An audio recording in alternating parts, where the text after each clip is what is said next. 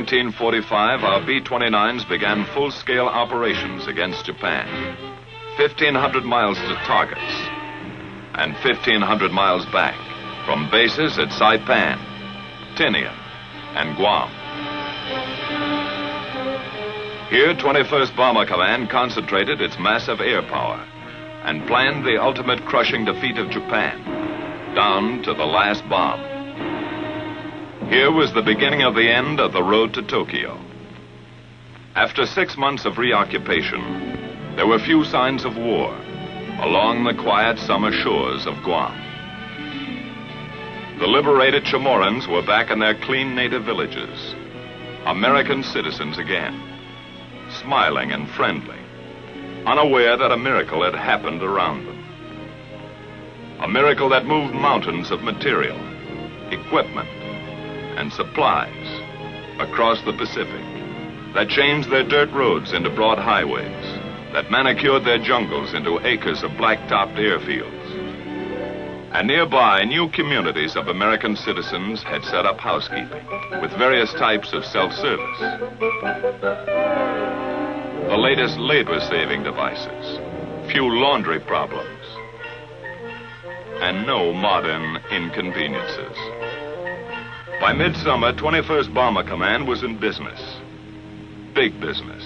Under General LeMay's direction, the long arm of Bomber Command began punching the enemy with appalling power.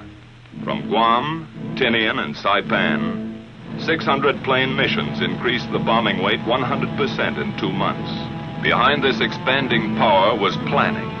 The LeMay plan began on the ground with maintenance. Assembly line technique cut engine change time from 3 days to less than half a day. In shops and hard stands, ground crews worked day and night during the blitz weeks to keep more B-29s on the line. By July, LeMay's Bomber Command is an efficient, well-oiled, well-drilled machine of destruction. Here's a vital cog of that machine, 11 men and a bomber. While they wind up for action, let's find out where they're going and some of the things they're going to do and why and with what. How do they set up the longest, toughest bomber mission in history? It began about 12 hours ago in the war room at Guam, with General LeMay and his staff receiving a report on tomorrow's weather in Japan. Tomorrow's forecast is typical. Nagoya, 8/10 cloud above 10,000 feet. In the east, Tokyo area will be 6/10 at 22,000, 3/10 at 14,000 feet, closing up solid after 11 a.m. Osaka and everything west is reported completely socked in. How will the general solve that one? His B-29s are up against a blank wall except for a possible opening around Tokyo. The old man considers every vital factor and makes his decision. 4 wings will strike Tokyo at 10 o'clock. They'll go in under that weather and bomb at 12,000. Now it's a question of target selection.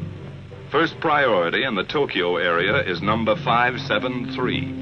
Intelligence informs the general that 573 is already 3/4 destroyed. At the moment, number 574, still untouched, would seem more important. Operations checks the tactical plan for 574. General LeMay orders the required changes, okays the target, and commits all executive details to his staff.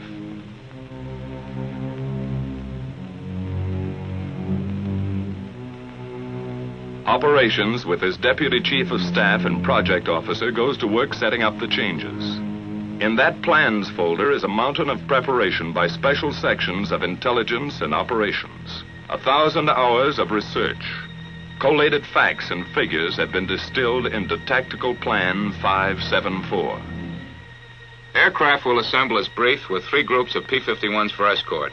Smoke markers at 1-minute intervals will be dropped by lead planes to expedite departure from assembly point. 1 squadron each wing will carry M47 incendiary clusters.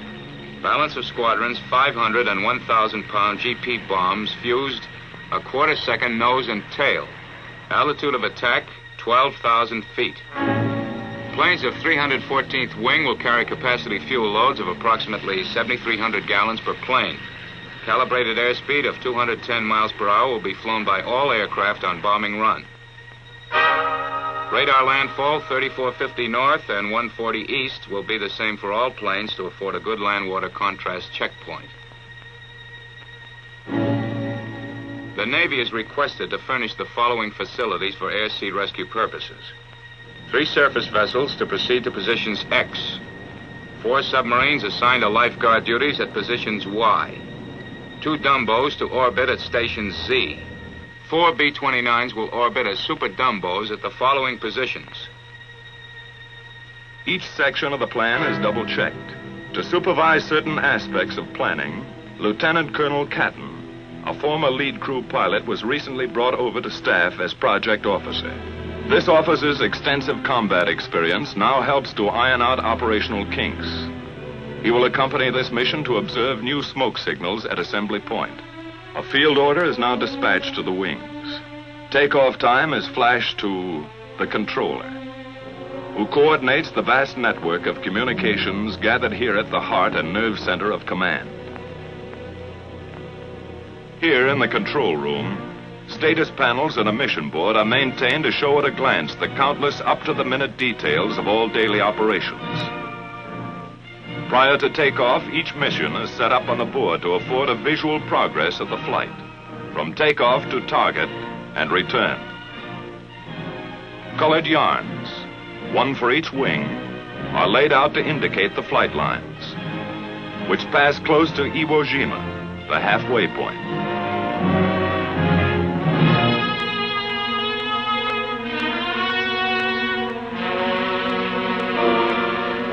And proceed as specified in the field order to the proper target. Other symbols are used to mark air-sea rescue positions. A timetable of statistics for each wing is planned and flown as recorded from hourly reports on the status panel, beginning with takeoff time.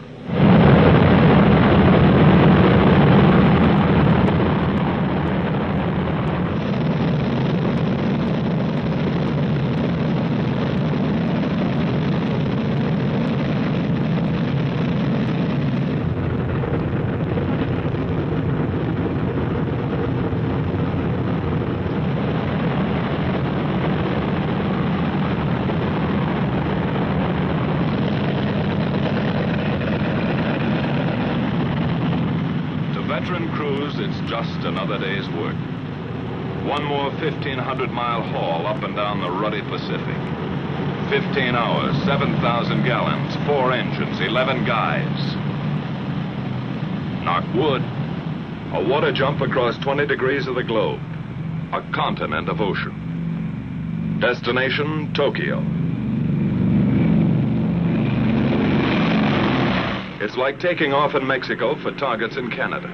The 314th is airborne. 145 planes, 1 minute apart, 67 tons each.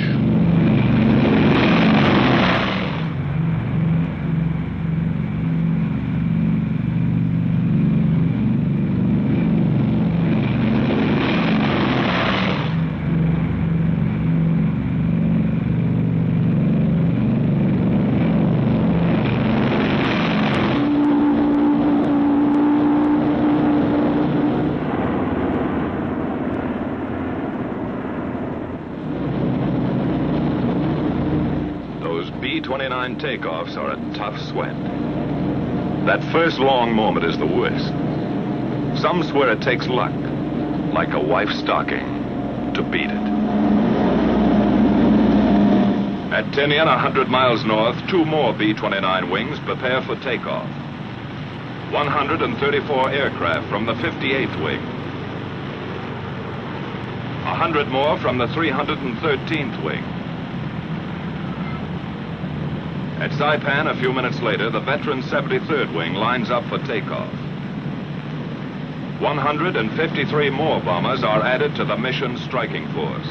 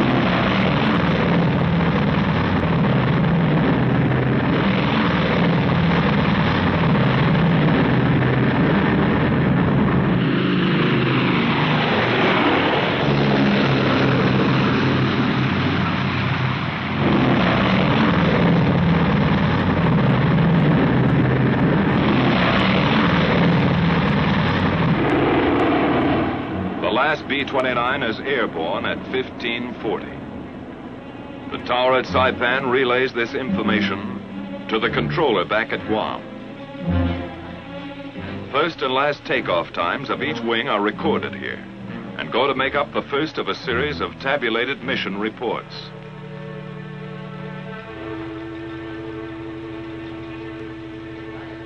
Copies of these reports are dispatched to headquarters, Washington, and posted on the control room report board. During that first hour, the B-29s have settled down for the big grind, saving precious gas, cruising 1,000 feet off the water. Ability, experience, confidence ride in each plane. A plan of action for 11 men trained and tested to function as one. The navigator sets the course, logging island checkpoints as they climb past the northern Marianas. Pagan, Assumption, Morgue, the Pohores. After about 4 hours of flight, the bombers pass close to Iwo Jima, the hot rock, a black, gritty pork chop halfway to Honshu. 8 square miles bought and paid for by our Marines.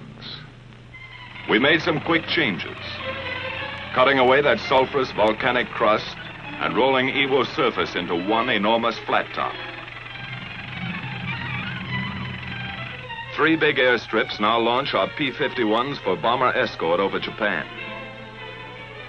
General Moore and his staff of 7th Fighter Command run the show and direct all air-sea rescue operations in close collaboration with Bomber Command. A last-minute briefing check, just to make sure today's fighter escort knows all air-sea rescue positions. Out on the line, General Moore's P-51s are warming up for the longest fighter flight on record.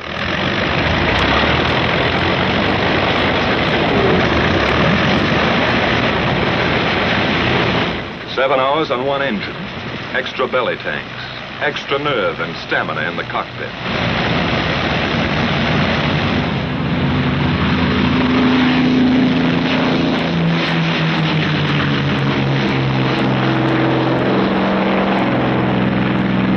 About the time our bomber wings are passing Iwo Jima, the pea shooters are taking off, scheduled to join them 3.5 hours later off the shores of Japan.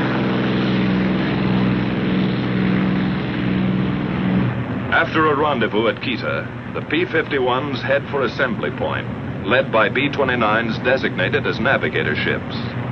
Farther west, our bomber wings grind ahead on the last lap to the Empire. Reports to the controller back at Guam give their flight position, which is kept up to the hour on the mission board. Still at low altitude, the B-29s are approaching the bad weather belt, where unreported storms and cold fronts appear suddenly across the bomber course. Pilot to crew, we're going to start our climb. Check oxygen equipment. Tell Buck he'd better get out to his doghouse. As they begin their slow climb to altitude, the crews prepare for the vital business ahead. And from now on till they come off target and head home, it's all business. The central fire control system is warmed up. Superhuman brain power at the flick of a switch. Each gunner flexes his sights and tries the coordinated fire controls with a few short bursts to clear the gun. After pushing up to altitude, the bombers arrive close to assembly point. Air in the pressurized cabin is comparable to 8,000 feet. But oxygen masks are adjusted and ready for instant use. From the southeast, our fighter escort appears with its navigator ships, which now turn off to wait for the fighters' return at Rally Point. The Mustangs climb in formation to take positions above the boxes of B-29s.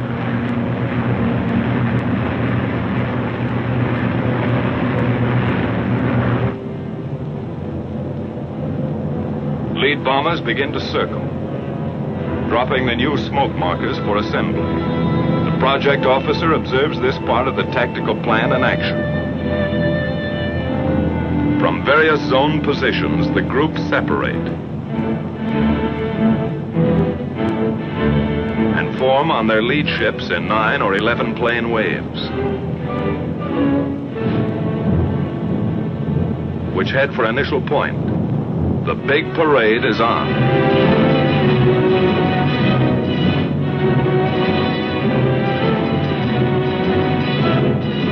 Landfall is picked up,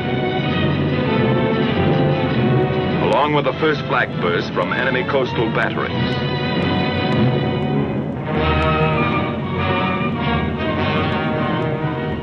Fujiyama, the familiar white beacon, marks the turn for initial point. Flak becomes heavier and more accurate.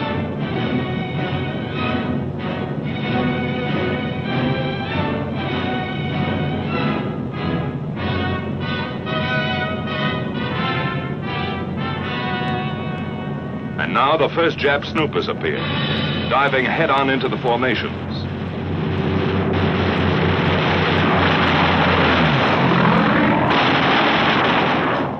Some are suicide fighters trying to ram our bombers. Other Jap fighters drop phosphorus bombs, set to explode in front of the oncoming B29s.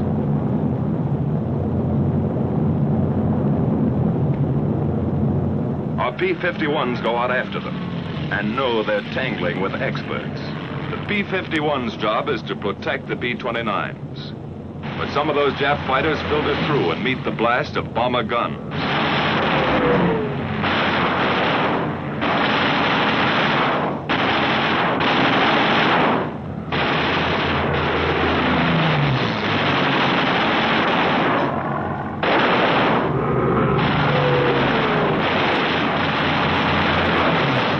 Tail gunner pleads with a nip fighter to come in a little closer.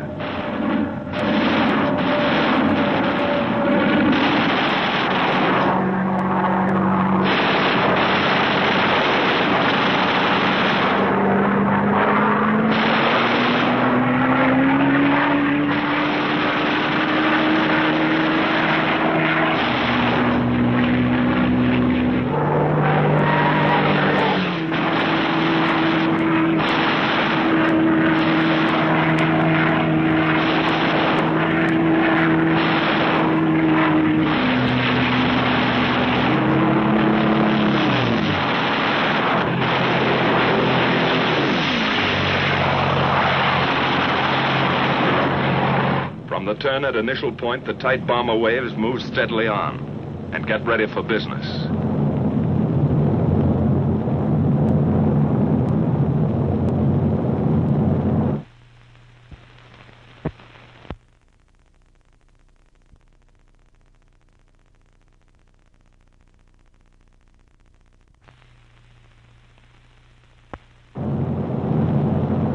Flak and fighters fall off.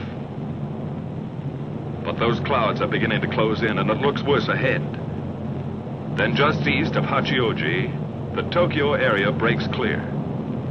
The bombardiers begin to draw a bead on 574. Their planes sit tight for the bombing run. Here's where we pay off.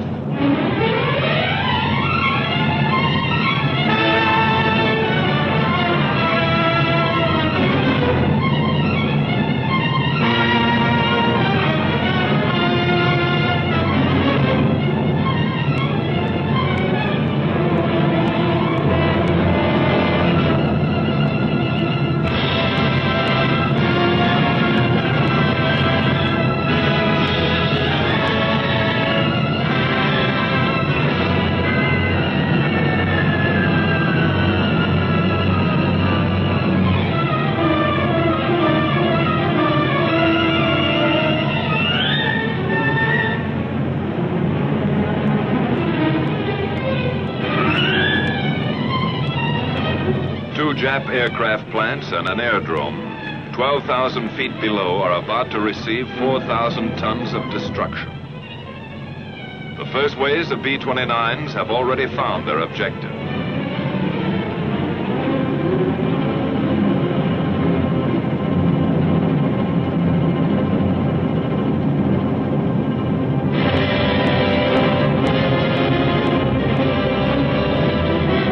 Succeeding bomber groups add their devastation to the smoking targets.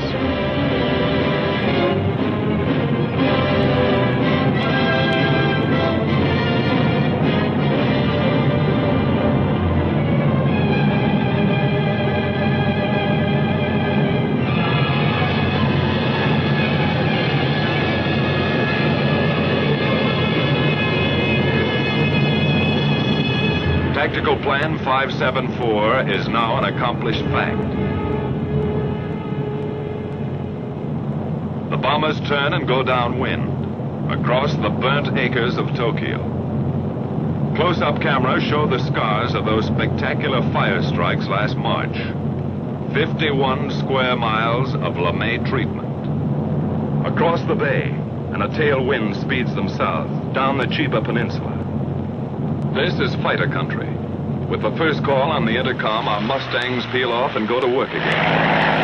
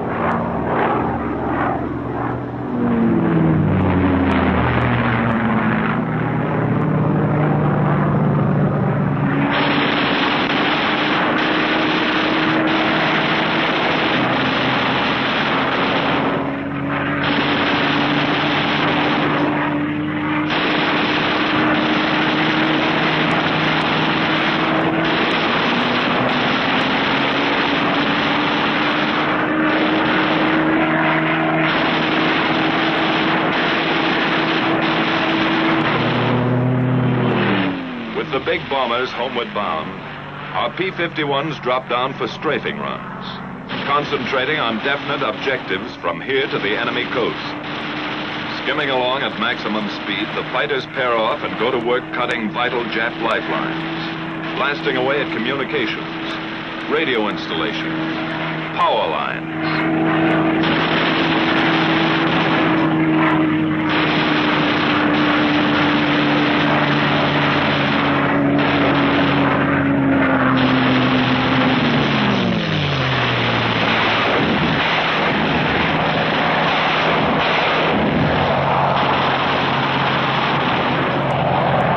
Swooping down on enemy transportation, railroads, marshalling yards, small suburban factories.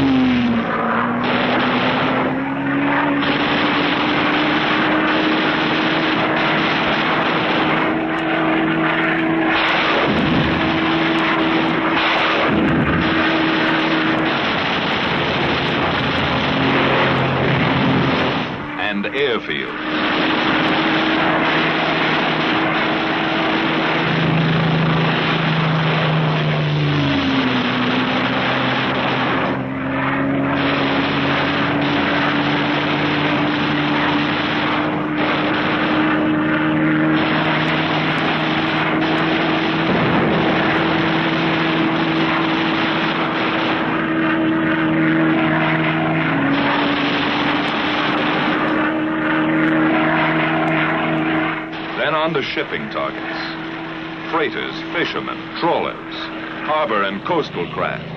Destroyer or lugger, it's the same enemy.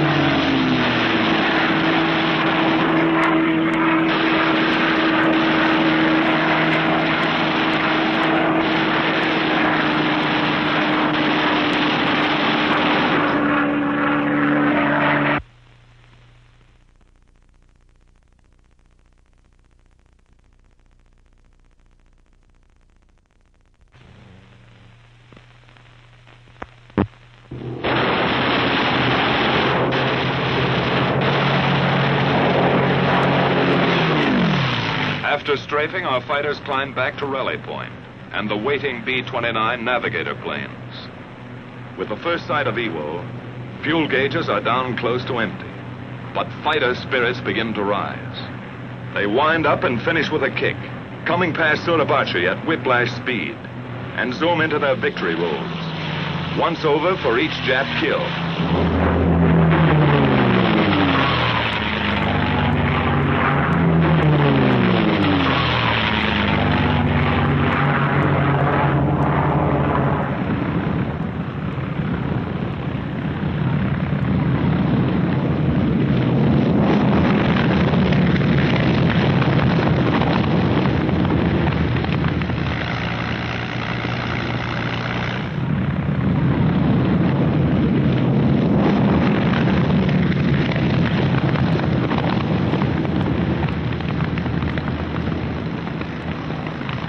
After the last fighter groups are in, all hands sweat in those first limping B-29s. That runway is a beautiful sight as they let down with engines out, low in gas, or beat up by flak and fighters.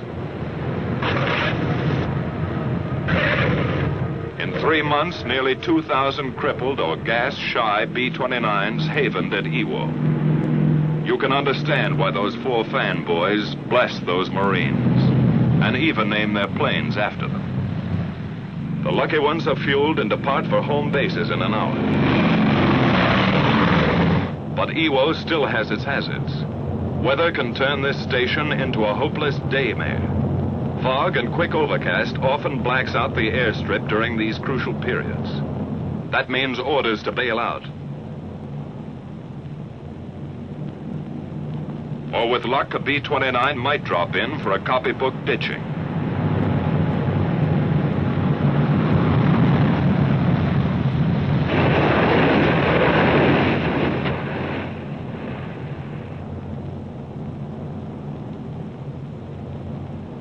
From here you can see how the cloud cover up there smothers the runway, and realize what one pilot went through. Sometimes a battle-scarred bomber staggers back to Iwo, only to flatten out at the last heartbreaking second.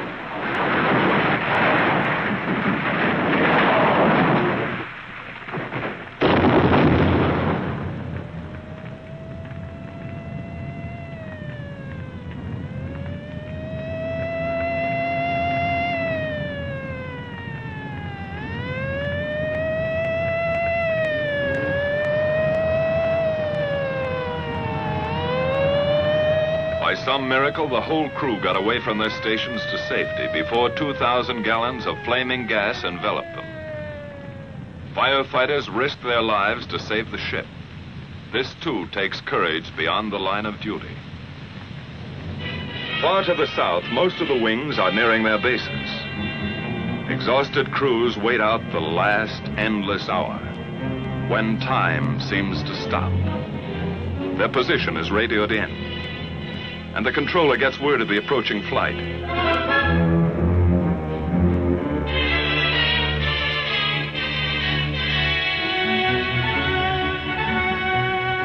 At last, the familiar Arianas appear on the horizon.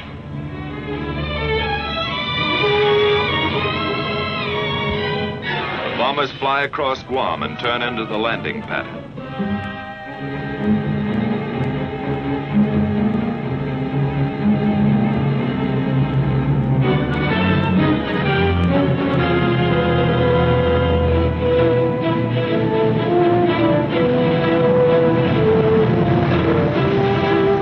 15 hours ago, they left the other end of that runway. It's a pleasure to be back. A pleasure to roll on solid, familiar blacktop.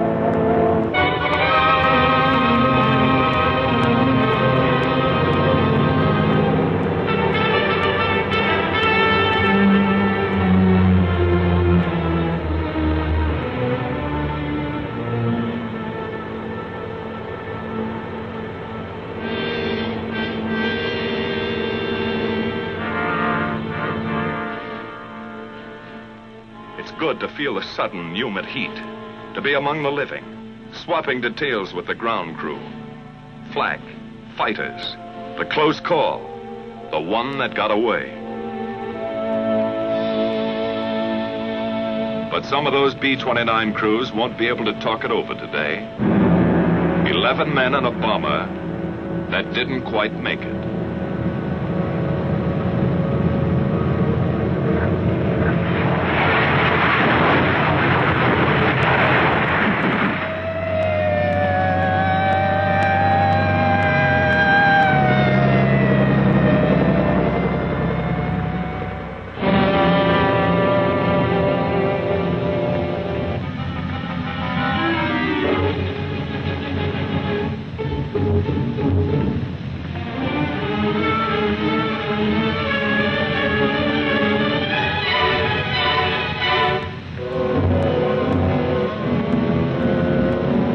Rescue squads tear away the hot metal. Somehow in that burning wreckage, a man has lived to feel those eager, gallant hands. 1 life saved and 10 lost. That's part of today's toll.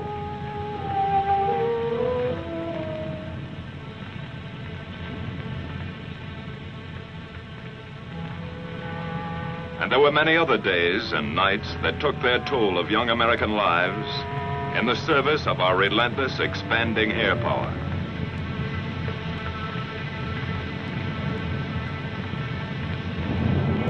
By the end of July, our B-29s had all but obliterated the enemy's ability to make war.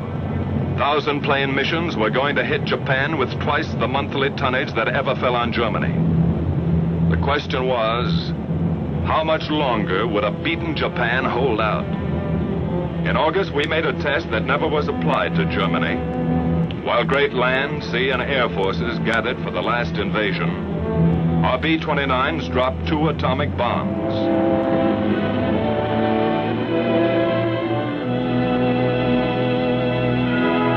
Which hastened the surrender of Japan and saved untold thousands of American lives.